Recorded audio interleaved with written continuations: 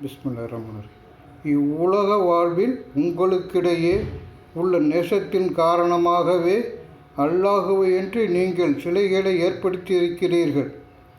பின்னர் கியாமத் நாளில் உங்களில் ஒருவர் மற்றவரை மறுப்பார், உங்களில் ஒருவர் மற்றவரை சபிப்பார். உங்கள் தங்குமிடம் நரகமாகும், உங்களுக்கு உதவி செய்வோர் யாருமில்லை என்று அவர் கூறினார். அவரை லூத் நம்பினார். நான் இறைவனை நோக்கி ஹிஜ்ரத் செய்யப் போகிறேன், அவன் மிகைத்தவன் ஞானமிக்கவன் என்று இப்ராஹிம் கூறினார். அவருக்கு இஸ்காக்கையும் யாக்கூப்பையும் வழங்கினோம்.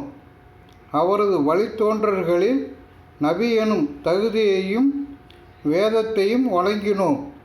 அவருக்கு அவரது கூலியை இவ்வுலகில் கொடுத்தோம்.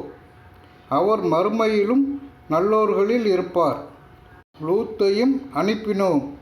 நீங்கள் வெட்கக்கேடான செயலை செய்கிறீர்கள். அயலத்தாரில் உங்களுக்கு முன் யாரும் இதை செய்ததில்லை. சரியான வழியை தூண்டிவிட்டு ஆண்களிடம் செல்கிறீர்களா?